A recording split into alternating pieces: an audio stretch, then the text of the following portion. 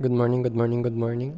So, nandito tayo ngayon sa Matsumoto City, sa Nagano Prefecture. Pupunta tayo ngayon sa Kamikochi. Medyo malayo yung biyahe kaya kagabi pa kami bumiyahe dito. Tapos dito na kami natulog sa Matsumoto City. From Nagoya, mga 3 hours yung biyahe. So, tara. So, from Matsumoto City, nagkotse kami. Pupunta kami ngayon sa Sawando parking area.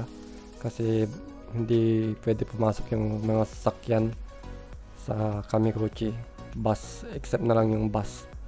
Bus lang yung pinapayagang pumasok doon. Protected area kasi yung Kamikochi, guys.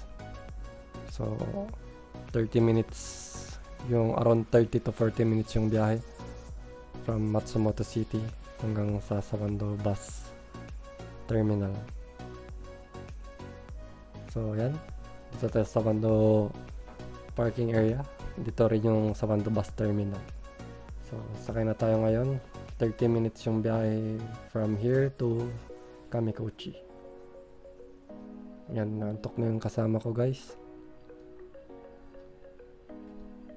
Oh, nagmumuni-muni. Let's go! So, bumaba kami sa may Taishu Ike. Ito yung unang recommended na place dito sa Kamikochi. Siguro nire-recommend ko na dito rin kayo bumaba pag pumunta kayo dito. Kasi mas may enjoy nyo yung lugar, mas masusulit yung trip pag dito kayo nag-start. Kung mahilig kayo sa nature, dito talaga kayo dapat pumunta. Hindi kayo bibiguin. Medyo na-amaze ako sa linaw ng tubig. So, Ike is pond. Pond lang siya. Pero sobrang linaw ng tubig. Picture din yung mga Japanese dito. Yan o. Hindi ako na-amaze sa mga bundok. Although maganda yung mga bundok, na-amaze ako sa linaw ng tubig talaga. So summer ngayon sa Japan. Pero dito sa Kamikochi, medyo hindi siya mainit. Presko dito. Kahit naka t-shirt ka, hindi ka lalamigin. Kahit naka long sleeve ka, hindi ka rin halos pagpapawisan. So ayan, start na tayo maglakad. Tapos na tayo sa Taishu Ike. So natin pupuntahan sa Yakedake. Yakedake yung tawag. So maraming hiker dito na pupunta. Yung mga iba katulad lang din namin na normal na tao dito na gusto lang makita yung view. First time namin mag-hiking. So kahit hindi kayo naka-trail shoes dito, okay lang. Kasi flat naman yung daan. Kami naka-running shoes lang kami. Kasi hindi naman kami hiker, so sasakit talaga yung paa namin pag normal na sapatos yung sinuot namin. Kaya medyo pinili namin mag-running shoes para medyo malambot-lambot. So, yan. Malapit na kami sa Yakedake. So, mas okay na maraming tao. According dun sa announcer dun sa bus kanina, marami daw tao ngayon. So, pabor sa amin yun kasi first time namin para medyo ma-feel namin yung safety. Kasi syempre pag kukunti yung tao, di ba? Eh, marami daw oso dito. Kaya medyo nag-aalala din ako. Pero parang wala naman atang nababalita ang parang bear attack dito. Yung mga oso kasi dito sa bandang Gifu Prefecture tsaka Nagano Prefecture, hindi ganun kalalaki. Kumpara dun sa mga oso dun sa bandang Hokkaido. Medyo malalaki na yung mga nandun, nakakatakot na masyado. So, yan. Ang daming tao dito, picture sila. Sobrang linaw ng tubig, oh. Amaze na amaze talaga ako sa linaw ng tubig dito. Grabe. Simula sa aking pagkabata, ngayon lang ata ako nakakita ng ganito kalinis na tubig. Nung bata ko, malinaw naman yung mga tubig sa ilog namin, malinis pa. Pero as time goes by, ewan ko, naging polluted na. Yan, so hinawakan namin yung tubig kung malamig ba. Sobrang lamig, guys. Parang may ice yung tubig. Pero parang gusto mong maligo kasi linis eh. Linis, malinaw. Tapos medyo malamig pa, so fresh na fresh. Kasi hindi tayo marunong lumangoy. So, ayan. So, yung bayad pala sa bus dito, dalawa kami. Around 5,800 yen ata. From Sawando parking area. Round trip na yun, dalawang tao. 5,800 yen. So, sa Pilipinas siguro around 2,500 pesos. Around, depende sa palitan. So, yan. Grabe. Napakalinaw ng tubig. Wala akong masabi. First time ko nakita ng ilog na ganyan kalinaw.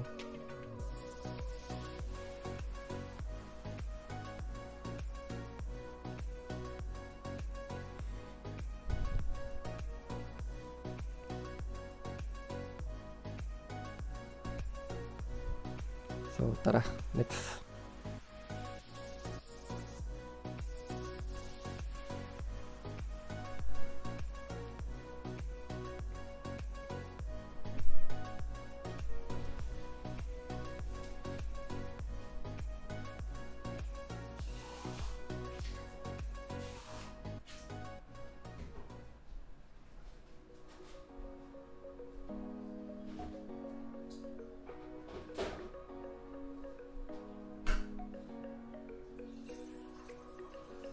So, ayan, naglakad na ulit kami.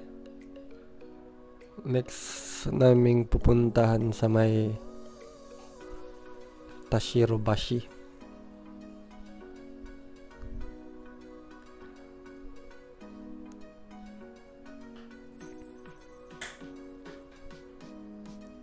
So, may kasabay kami ditong dalawang matanda. Yan, naglalakad-lakad din sila. Maganda yung mga hobby ng mga matatanda dito, guys. Kahit matanda, naglalakad pa rin kaya mahaba yung buhay nila.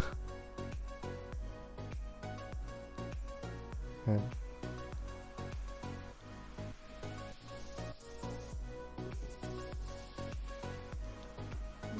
Kita nyo naman, guys.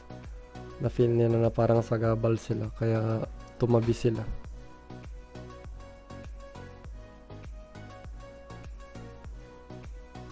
So, andito na tayo sa Tashirobashi.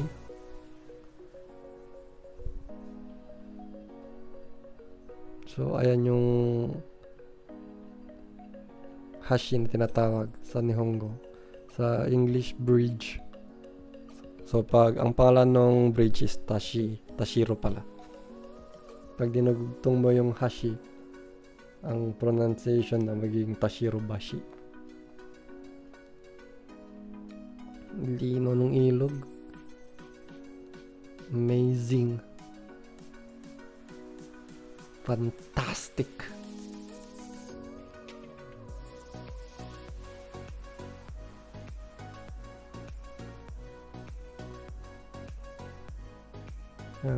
Picture na yung mga kapwa natin turista dito. So, magpapahinga muna kami kasi medyo napagod na kami. So from Nagoya, bumiyahe kami dito kahapon, 3 hours yung biyahe. Tapos doon na kami natulog sa Matsumoto City. Libre yung entrance guys, no? Walang bayad yung pagpasyal dito. Pamasahe lang talaga tsaka pagkain nyo. Walang entrance dito. Marami ring CR dito guys, kaya wag kayong mag-alala. Libre din yung CR. Nung nag-search kami, sabi 100 yen daw nakalagay yung dun sa website na nakita namin. Pero pagdating namin dito, libre naman lahat ng CR. So ayan. Huwag kayong mag-alala dito kasi marami ring dito upuan na pwedeng pagpahingahan. Mag-break muna kayo. Kahit nasa gitna kayo ng trail, may mga nakalagay ng mga bench. So kahit hindi kayo nag-hiking anytime, pwede kayong magpahinga.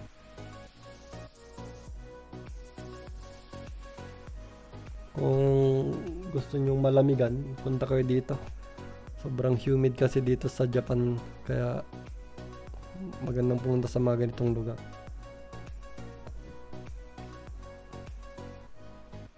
So ayan, continue na ulit tayo. Nandito pa rin tayo sa Tashirobashi. Kita nyo naman yan, no? Grabe. Lakas nga lang ng ahagos.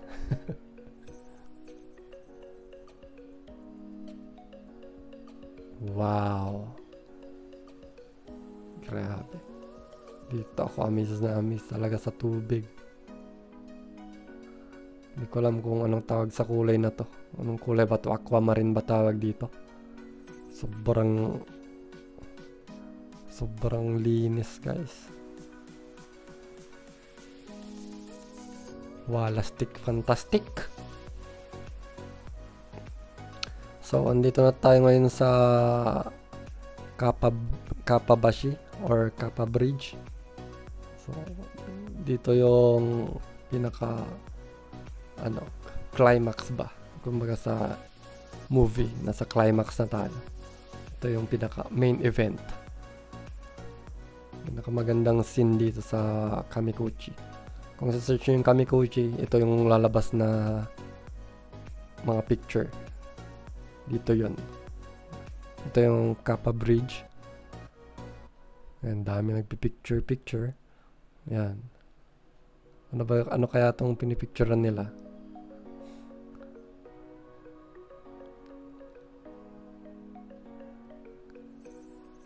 Yan yung pinipicturean nila guys. Napakaganda ng view. Cinematic.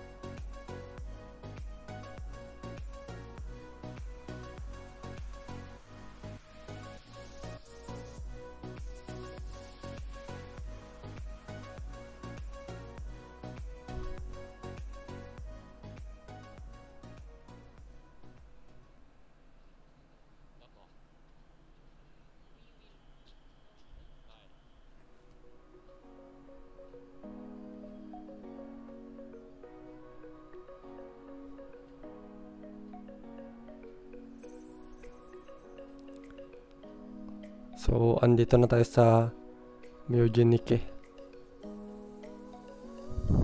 Ito yung gusto niyang puntahan guys eh. Medyo sacred ata yung place. Medyo malayo to from dun sa Kappabashi. Ilang kilometers yung nilakad din namin. So, tapos na tayo sa Myojinike. So, ito yung ang tawag na sa bridge na to.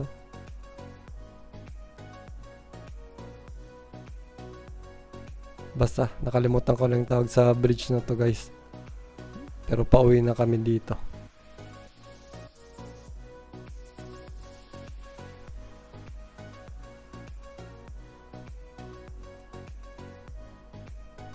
Nagpapahinga yung mga ibang foreigner dun sa baba.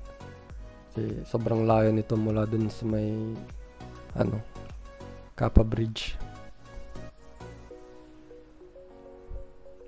Siguro hindi ako sure pero nasa 3 kilometers siguro.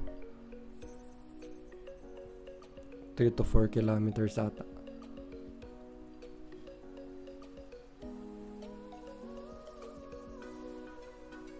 So, pauwi na kami dito. Medyo nag-aalala na rin ako dito kasi medyo makulimlim na.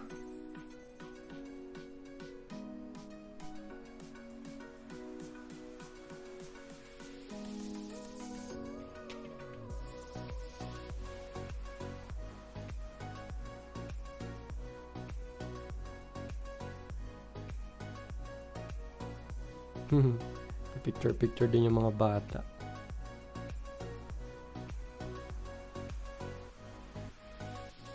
Pag pumunta kayo dito, make sure na magdala kayo ng tubig.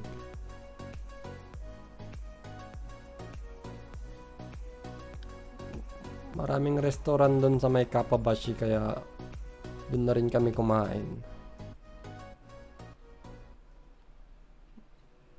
Marami ring doon, bilihan ng pasalubong. Umiyagi yung tawag. Yan. Ito, kakotよ。エネルギーが低いって。あ、間違えた。ごめんなさい。キコは？私はいい水がまだあるから。ジョージア。だっけね。なんだこれ。アンバサダって。あ、これがいいね。カスタ。そう初めてからカスタ変わった。カスタ。でも250円？ゴールドじゃんこれ。払え。ゴールド？金ないもん。しかも。いい？